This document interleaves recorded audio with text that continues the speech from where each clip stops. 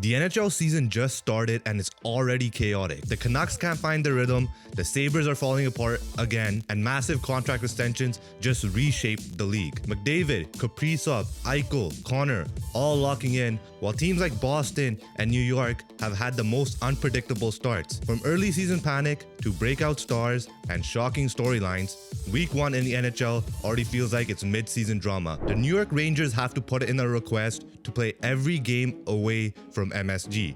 They have played 3 games on home ice and scored 0. The Rangers don't look terrible. Igor Shesterkin looks like himself again, and they are creating enough scoring chances, but they can't buy a goal. Good news for Rangers fans is they're playing better hockey than last year, even if the results aren't fully showing it yet. But the bad news is Vincent Trocheck is now on the LTIR. But let's talk about another team, our favorite team, the Vancouver Canucks, who have been disappointing so far. Do me a favor and look into the screen. That's a true NHL fan. And that's why you should subscribe.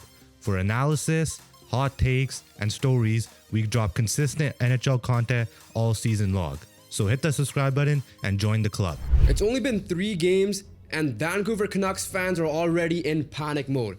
1-2 after 3 games, winning opening night against Calgary, but then not looking great against the Oilers and not looking good against the St. Louis Blues on Canadian Thanksgiving night. I wasn't thankful for the Canucks that night for sure, but one thing to get out of the way right now, the win we had was against a Calgary team on a back-to-back and a goaltender in Dustin Wolf on a back-to-back. And even for us, it took us the 3rd period to put them away. We haven't beaten a fresh team yet. That's the biggest concerning part. So heading into the year, not like many analysts and then obviously us had the Canucks making the playoffs, whether that be through wild card or whether that be through top 3 in the division, and we both had them 3rd in the division. The reason why of that is because last year was such a disappointing year. We were only a couple points out of the playoffs. We still had 90 plus points, so we thought if everything works out this year, they should be able to get in, which we had high hopes for. The only thing that has worked out this year so far is Thatcher Demko. And Thatcher Demko got us the win in Calgary because he had to make some big saves early and kept us in the game against the Oilers if it weren't for some bad giveaways before losing that game. And obviously the Blues game was some Lankinen game. I can't fully blame Lankinen in that game either.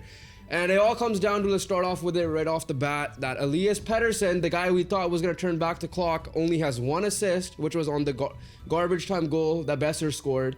Made a good play out of that, granted, to be fair, and only 3 shots on goal after 3 games, which is not what you expect from your number 1 center who's getting paid $11.6 million, who is expecting to get a bounce back after having a year and a half of bad games, and that stretch is continuing into the new year. Here's the thing with the Vancouver Canucks and Elias Pettersson. They cannot afford this guy to have like a first half bad year and a second half good year, which he kind of did under when Bruce Boudreau came in. Like, this guy needs to get going, and he needs to get going now for this team to have any sort of success, for this team to generate any sort of offense, because right now it's just Kiefer Sherwood carrying the load, and he has already 3 goals. And Connor Garland, who's also driving play as well. But yeah, it's gonna come down to PD. But they can't be your best players. Yeah, like it has to come down to PD and that line. And PD, Besser, and DeBrusk, because those are your 3 highest paid forwards. The line, however, now is going to be split up. It's most likely going to be Pettersson, Garland, and Kane. And Kane himself wasn't looking too great. And we already sent down Braden Coots, which is the right move in my opinion. It was just good. Get his toes wet and then go back and dominate the minutes over with Seattle Thunderbirds in the WHL. And then Besser and DeBrusk are now going to be with Filipino. Filipino game 1 looked great. Horrible giveaway in the Edmonton game.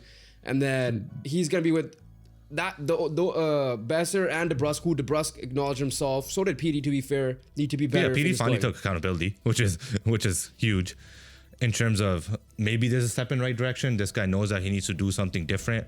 And he needs to work harder, which is obviously an encouraging sign, because we didn't get that sign all of last year up until that one press conference or post-practice interview in like late May where he acknowledged it. Yeah, I'm playing like shit. But right now you're still playing like shit, which is shit for us Canucks fans. But when you're looking at the situation offensively, they're not generating enough. Another thing you're noticing, or I'm noticing as well, we're taking too many penalties and we're not drawing enough penalties. The amount of the PK to power play attempt ratio is like all the way to the PK side. PK's done well considering the injuries. No, not really. PK's done well because Thatcher Demko is your goaltender. But at the end of the day, that's part of the PK. It is part of PK, and like you're not gonna. Don't apologize for good goaltending. Yeah, but it's still concerning because he still has to make incredible saves just for this team to stay afloat. And I know we're gonna get into it soon. Right now, that what's supposed to be the identity of this team, which is goal prevention, is not looking good at all. That is not really the identity, and I told you this at the beginning of the year. It seems that's going to be the identity, but Adam Foote himself said that we're going to be a pressure-based team, and it's not working so far, which means it's going to go, like last year, it's going to go back to that goal-preventing identity. It has to. The reason why it has to is because your best players, your most consistent players, and your most talented players are your goaltenders and your defensemen. Your forwards are doing jack shit. So it has to be Rick Tocchet boring style hockey because that's the only way you could have success. And you just got to hope that putting 2 goals in, maybe even 1, could get the job done in terms of getting a shutout or just allowing 1 goal. Because right now, this is not working. Players are out of position. They're not following. The system is not. Well, the system should work, but the players can't make the system work. I'm talking about like Man United right now, basically, but it kind of is a similar situation here. These players are not talented enough to generate enough offense and get their asses back on defense because the issue is they can't generate speed going to the offensive zone. You're going to turn the puck over at the blue line or immediately in the offensive zone when you enter it, or all you have to do is dump it in. And that's an issue because now you're on the back foot because other teams will be rushing back at you and you got to be rushing back to your defensive responsibilities. So here's the thing. Yes, it's 3 games in. It's going to take time to maybe learn this new system that he's trying to play. That I get that. Foote was there last year. He knows what the ins and outs of these teams are. Obviously, Elias Pettersson is an issue right now at the moment. If he doesn't get going, it doesn't fare well for these guys. The other problem, though, is to be fair, and he looks frustrated after 3 games, Quinn Hughes has not looked like Quinn Hughes so far. Now, we said that like if this team is going to be good, PD needs to be good. That's strike 1. Demko needs to be good. That is a good sign, right? But then injuries off the bat, like yes, like not to the major players. I get that, but like Teddy Bluger missing some time. Now we're losing Derek Forbort, who's going to hurt the penalty kill. That's going to be a concern. But our top guys also need to perform well. Hronek and especially Hughes have not looked great at all. Hughes was frustrated. Obviously, they're losing 2 games, but I feel like Hughes is also more frustrated in himself because he is not playing at that we predicted him to be a Norris winner this year. So, that being said, it's not just what, like, yeah, are we going to pick on PD? Yes, because it's a larger sample size than a guy like Quinn Hughes, for sure. But at the same time, it's still a new system. It's still, other players are not performing well. That is also causing the Canucks not to be great. And now they're going on a road trip, playing against the best team in the NHL probably right now in Dallas and how they've been looking, scoring a bunch of goals and all that. So that's not a good sign. But this is a road trip, can be a chance to mend some stuff, fix some stuff. There's some lineup changes I get already happening.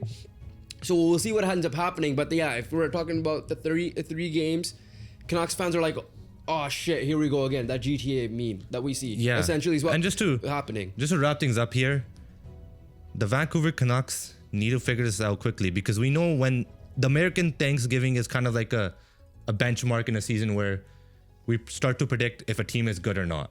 And usually the Vancouver Canucks, except for that one year we made the playoffs and last year as well, they suck by American Thanksgiving and their season is done in November. Yeah. I'm just hoping that is not the case as a fan. And we're hoping that, yes, there's going to be an adjustment period in terms of learning that new system, even though the coach is the same, but there's still a different style of hockey you got to learn. But they got to figure that out quickly because we've seen this team many times when they fail to hit that benchmark in November, they just fall apart. And there's no bounce back ability. There's no comeback season mode for the Vancouver Canucks because we haven't seen it in so long. And we definitely haven't seen it with this roster. This is where my concern is with Adam Foote. Like, yeah, he is a first-time head coach. At the end of the day, as much as I wanted Manny Malhotra, it would have been his first time as an NHL head coach as well. So we'll see what ends up happening. Are adjustments going to be made, or is he going to go back to what works for them, or is he going to still stick by this and see a couple more games and see how that ends up being? But overall, we'll see what happens after this road trip to see if the Canucks fans should be full on panic mode. But right now, it's not to the best start, And we know that EP40 is the one that needs to get that ball rolling for them. And if he doesn't, then yeah, we're in for a long season. Even if Quinn Hughes, Philip Hronek, and all these guys do turn it around, which I have high hopes that those guys will, because they have shown it in the past that they will. But the good news for us is that Thatcher Demko is back, and he's going to be in consideration for Team USA along with guys like Jeremy Swayman, obviously Jake Ottinger, Connor Hellebuyck, so obviously going to be the main goalie. Sharks goaltender Alex Nedeljkovic needs to be investigated for betting against his team versus the Vegas Golden Knights. After the Sharks failed to convert on an empty net, Vegas then progressed the puck to Jack Eichel, who proceeds to score from center ice. Therefore, the game goes into overtime. But that was not it for Nedeljkovic, because what he did next can't be explained. And Nedeljkovic out of the goal, at the goal line, or the blue line, lost it. Empty net for Riley Smith, and he scores! Someone needs to check his account, and someone also needs to check Shane Pinto's account, because it looks like he's betting on himself this year as he shares the league lead in goals with 6. Also, there are few other players who bet on themselves by locking in their contract extensions at the start of the season. Before the season started, and we need to talk about this, some major contract extensions have happened, and we'll start off with was the biggest surprise of them all. I mean, some of these were biggest surprises to be fair, but we got to start off with Connor McDavid finally extends with the Edmonton Oilers 2 years, which is what we kind of expected, but we thought it was going to be $18 million because Kaprizov, which we'll talk about later, got 17. Only 12 and a half, no raise. He's just getting what his current contract is. And that off the bat was the biggest shock. But what doesn't surprise me is that he is showing everybody that I care about winning. And he's pretty much given the Edmonton Oilers 3 years at $12.5 million now, because it is a contract extension. So that's going to kick 2 years after this season. That, hey, you have 3 years. I'm giving you guys some money. Figure it out. Or otherwise, the next time you offer me a contract, I am going to go full max or I'm out of here. Simple as that. The guy has got 2 Stanley Cup final appearances. He's itching to win one because Gretzky at this point already got one. Crosby at this point already got one. So he's trying to be, and we know that this guy needs 1 or 2, 3 cups, and he might be considered the greatest of all time because of how talented of a player he is. So that's obviously one reason, winning, giving Edmonton Oilers 3 more, 2.5 almost now, more seasons of trying to get a cup and keep contending for a cup. So I'm like, you got that point nailed on. He wants to win. He's all about winning. Another point is, out of all the players in the NHL, he's the only one that could really afford to do this, just because when he got his original contract, he became the highest paid player at $12.5 million. For a while, yeah. Whereas guys like Kaprizov, kind of got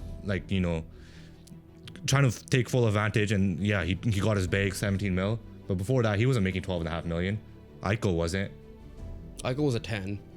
Yeah, no, but the thing with McDavid is we knew that this guy, one, should have sponsorship money just because of his name. Yeah. And number 2 is that he was already the highest paid player at the moment he signed his original contract for $12.5 million.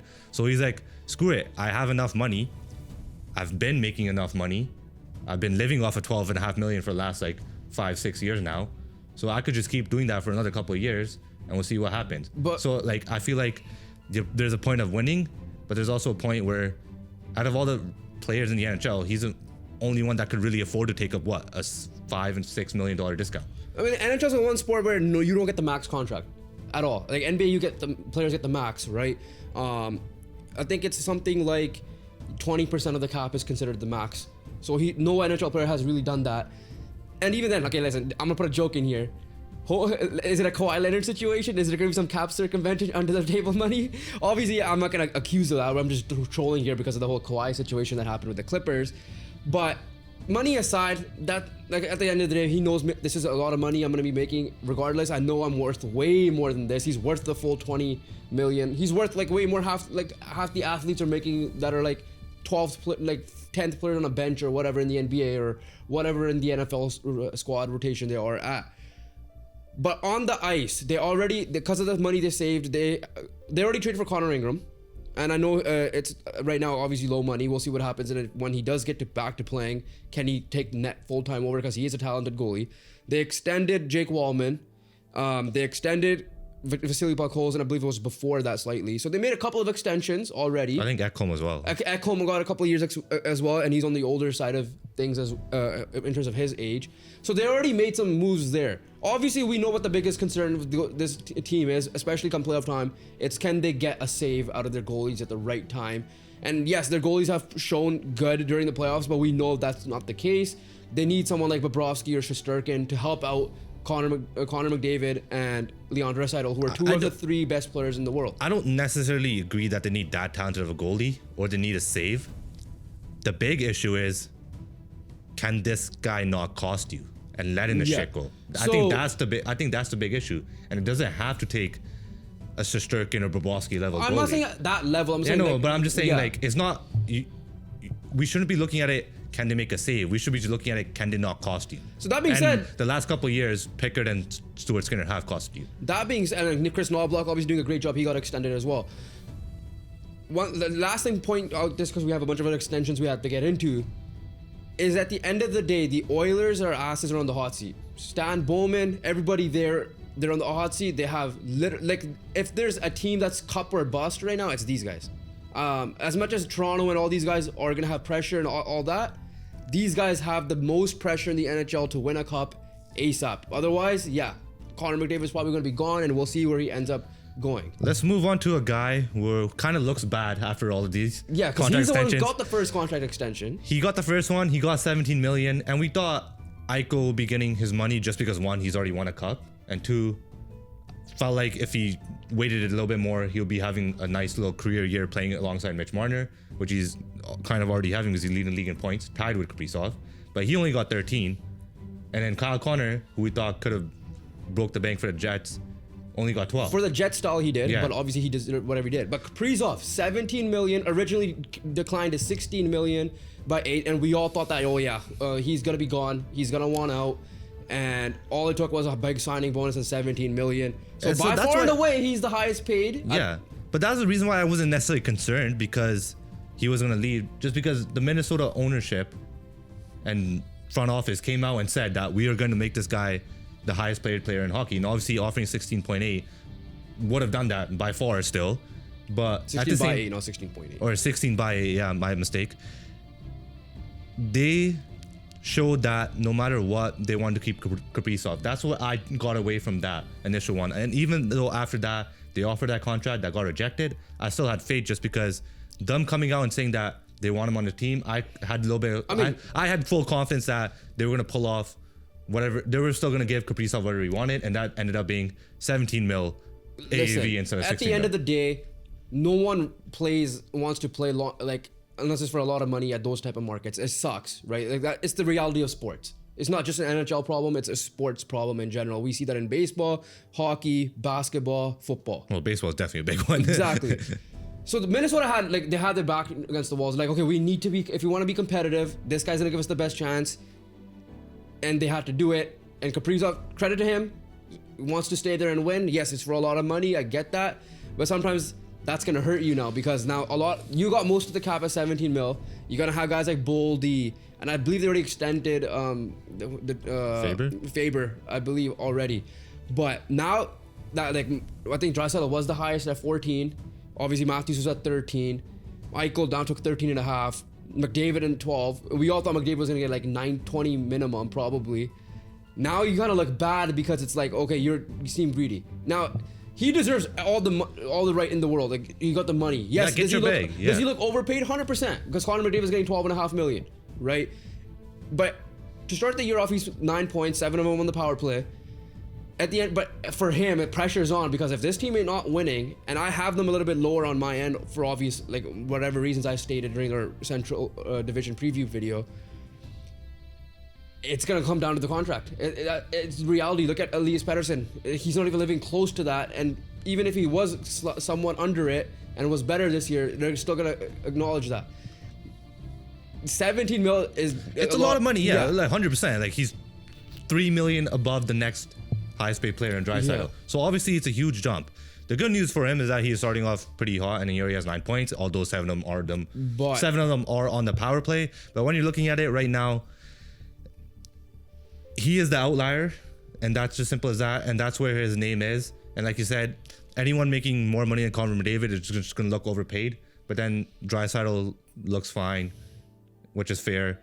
But moving on to the next one, in Jack Eichel, $13.5 million. I personally thought if he would have gotten like 15 if he just waited till like mid-season or to the end of this season, because I had full faith that Jack Eichel is gonna have a career year in terms of goals and in points, just because of who they added in Mitch Marner. And we know that Vegas would have paid Jack Eichel just because they will pay the good players that they have and get rid of the shit ones, or not the ones that are not performing for them. What did Marner get? Marner has he got 12.5 too, I believe. 896 or 8 by 12 straight up. 12, yeah. So going back to Jack Eichel, already off to a hot start. This guy's gonna look, like you said, is bound to look like he's gonna have a career year, and I fully agree with that 100%. In a way, yeah, Vegas can't afford to lose this guy either, but it's Vegas, and I know he'll get it done. And he already won a cup with Vegas. He knows the culture in Vegas. Now he's partnered up with Mitch Marner. That duo is gonna look nuts for the next 8 years now, for sure. 8-9 years, whatever the case may be. And the contracts look like a steal at the moment, with the cap rising up, $12 million for Marner. Yes, I fully believe he'll be good in the playoffs now because he's not in the Leafs. I won't say fully, but yeah. We'll see what happens when that time comes, but it will look like a steal long-term wise, at least for the regular season. Jack Eichel at 13.5, that's able to get you to get people around you done. Simple as that. You've traded one of the two best duos that could play on a line. I understand McDavid and Draisaitl can be lined up together, but I'm saying that are going to be full-time line mates, like how McKinnon and Rantanen were. This is what this is going to be essentially. It's a bargain at the end of the day. Cap's going up, and yeah, there's nothing else to say. Am I surprised? Again, $13.5 million? Yes, because Kaprizov got 17. But like you said, Kaprizov is an outlier, and we're gonna see contracts around the 14-15 million range to start off with, and then the next big guy will take a big jump. 8 years is the surprising part, because he's not gonna get a big pay raise. His next big contract is gonna be like when he's like in his late 30s now, so which means he's probably not gonna get a big one by then. But overall, love the business, get it done early. Kyle Connor got 8 by 12 million straight up. Again, if you're looking at it, taking Kaprizov away from it, fair contract in terms of he matches Marner. He matches Marner, which is obviously, I guess, a similar tier player, maybe they're half a tier or a tier apart. So that, in terms of that, it makes sense to me. Obviously, it looks underpaid when you're looking at Kaprizov, which we have mentioned this whole last like 5 minutes. This whole segment. Yeah, this whole segment here. But when you're looking at it, again, Winnipeg Jets needed him. He's the best offense player they have, and they got it done. And it's good to see, like you said, people stay in those smaller markets, even though Winnipeg is a Canadian market. And he's an American staying in Canada, which is also one thing. In Winnipeg, out of all places. Yeah, which is crazy. But yeah, Kyle Connor keeping their best offensive player locked up is perfect huge. Definition of if you're a good team, you're going to be able to keep good players. Example out of sport, Thomas Muller's a freaking Vancouver Whitecap. Yeah, no, but like even right? if you keep it in sport, Winnipeg were a good team. They managed to extend Scheifele and Connor Hellebuck when we thought one of them would definitely be both, gone, yeah, or maybe even both. But and at the end, somewhat cheaper contracts for them. Yeah, and they stayed consistent. They stayed good, and the result of that, they keep their star players. Like we said, the only thing they're looking for is trying to win a Stanley Cup. It was good they got it done early because the Ehlers situation, obviously they don't have Ehlers anymore, dragged out, and he ended up leaving. I think at one point Frank Saravelli said no one was talking at the moment, or Elliot Friedman, and if all of a sudden the season starts, they're like, okay, let's get it out of the way. We're a good team, and Kyle Connor is one of the more underrated players in the NHL. If you talk about overall superstar wise, and yeah, this team is set for the next couple of years at least. Winnipeg, and they have the pressure to win the cup too. So we'll see what ends up happening with them. Let's wrap things up quickly here with some RFA smaller signings. So this here. was the shocking. It's not necessarily smaller signings just because Luke Hughes. We're gonna start off with Luke Hughes. He's still got $9 million per year AAV. That was surprising because with how much some of these guys got, McTavish and Hughes were the RFAs. Just to make that clear. Hudson and I believe Lacombe were extended. Yeah. Right. Start off with Hughes. You mentioned it. Listen, his name being Hughes is a big factor. His brother's on the team. He's trying to attract his other brother on the team. 7x9 is rich for a guy that did not have he does not have a Calder. Was not considered for a Calder in my opinion. Was not a big power play guy off the bat. Wasn't like he didn't have that much responsibility. So it's a lot of pressure for him to live up to the contract because he's the highest paid Hughes brother. That's number one. and number two, it was similar to Kaprizov where like, oh yeah, guys like Hudson are gonna make way more. Obviously, we're going to talk about that in a second here. Not the case. But at the end of the day, you're taking the bank on it. You have to pay the guy because you have Jack Hughes on your team as well. Would he have been lower money if his name was something else? Maybe, yeah. But this is a situation where I'm looking at the Devil just pay the guy before he gets really good. And we've seen sparks that Luke Hughes can be really good. And this kind of like yeah. how Buffalo gave Tage Thompson the contract 7 by right 7, away when he popped off that 1 year. So it's just like Dallas Stars have done it for a couple of their stars. I believe in Rupe Hintz and Jason Robertson as well, where they're just like, okay, let's pay the guy, give him the term.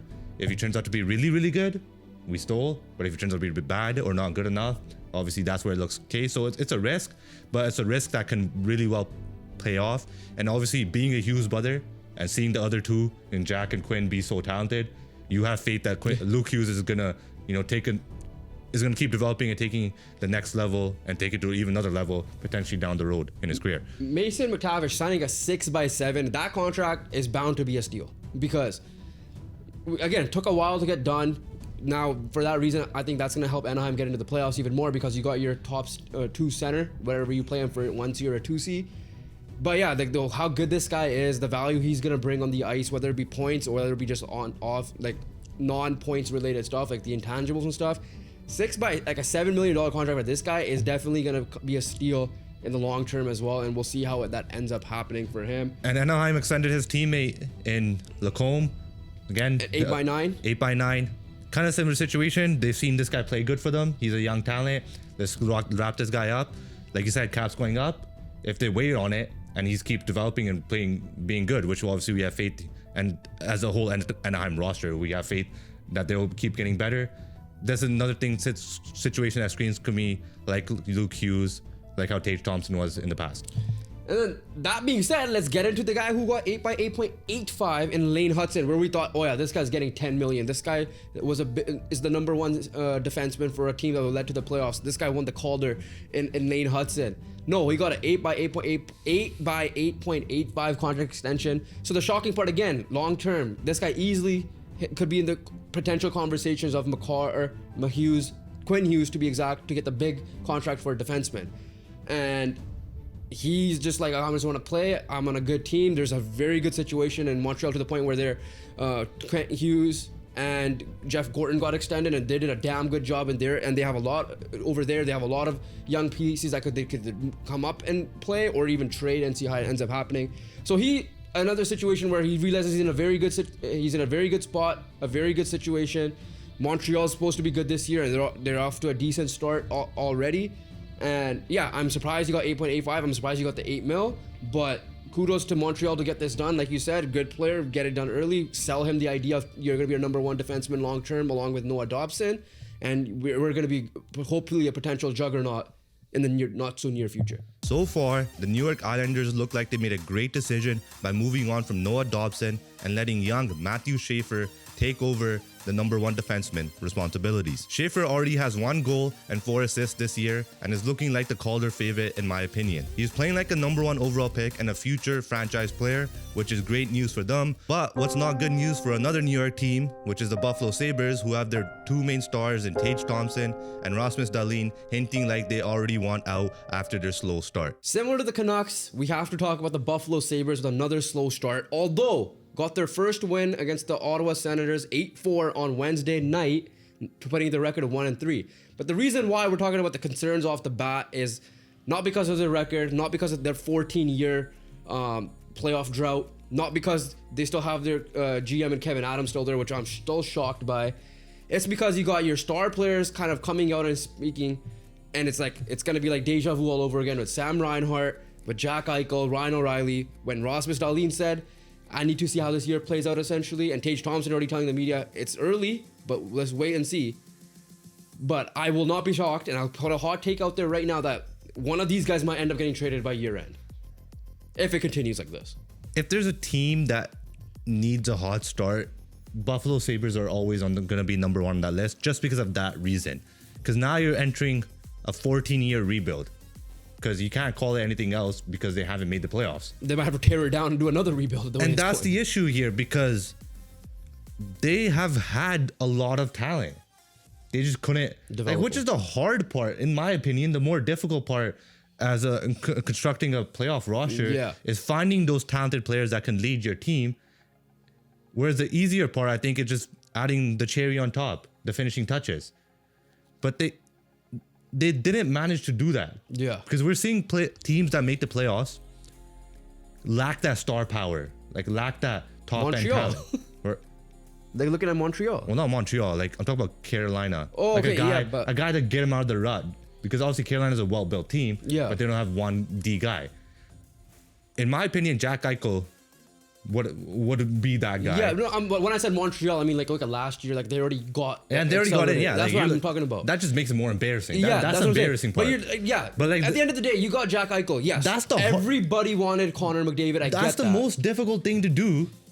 And you managed to F it up just because you didn't allow him to get surgery. And on top of that, you guys were just a shit team. You still arguably got a number 1 overall pick in other years, including the Matthews year and all that, if it wasn't for Connor McDavid. And like at the end of the day, every team will be beating themselves up for not getting Connor McDavid, even if you do a whole redraft of every single player in the NHL, because that's how it is. But not only because you got Jack, you ended up getting a kind of a good consolation prize in Jack Eichel.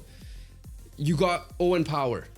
Before that, you got Rasmus Dahlin, who was supposed to be by far the number 1 defenseman. And yes, a little slow start, but he's there now. Acting like it now, yeah.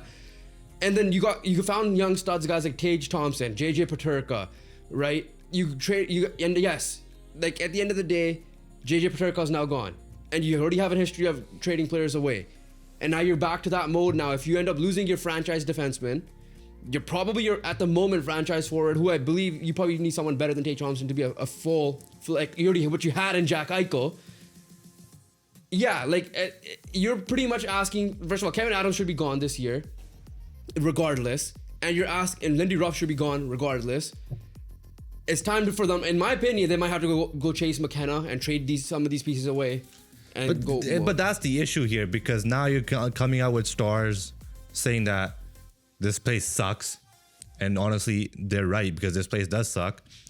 So you're trying to get rid of Dahlin and Tage Thompson, which is going to be the newest trend of Eichel and Reinhart, and before that, Ryan O'Reilly.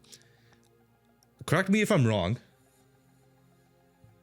I don't know if they had a single consistent goaltender ever since Ryan Miller. I don't know if I'm missing someone or not, because I don't think they had an answer in goal since Ryan Miller that could, like, be a top level, top half, right? Top 16 goalie. Keep talking. I'll check that. But like, that's a concern for me, just because one, you can't answer that question, in my opinion. Number two, again, you can't finish. This is finishing touches. Yeah. The situation here is not the Sabres are 1-3. The situation here is we're gonna lose the talent that we worked so hard to develop and be so good in the NHL, that we're gonna have to go through another process of restarting from the beginning, hence extending this 14-year rebuild. Yeah, since Ryan Miller, I do not really see a consistent name. They had guys like Linus Allmark there. They had guys like Robin Lehner there. So it still didn't pan out for them over there as well. But yeah, you're right. Ever since like, that just shows you that, like, Craig Anderson was playing good for them the year they almost made the playoffs. But like, that's the issue here. Like, that's my biggest example, because you can't find an answer in goal for that many years. What the hell are you gonna do for the rest of the roster? And that's since 2014, the last time they made the playoffs, or close. 14 years ago was when they made the playoffs. But it's not even okay. So yeah, goalie aside, you still found talent. Regardless, at the end of the day, you've got talent. You drafted well. You're not able to develop them well, or you're having issues with your star player saying you cannot get the surgery. Okay, pretty much middle finger. F you. I'm gonna go to someone who wants to help me with the surgery. Vegas, you want to help me get my surgery? Yes, Jack. All right, here's a surgery. Stanley Cup winner within a year. And then I'll get an aging, well, it's still a good player, and Alex Tuck in the best possible piece. You got Alex Tuck in return, who's gonna probably end up leaving in free agency now. Exactly. Though, like, you didn't even get the best Peyton possible Krebs match. Hasn't lived up to whatever he was supposed to live up to. So when you're looking at the Buffalo Sabres situation, just to summarize everything we said, it's the same old shit happening in Buffalo.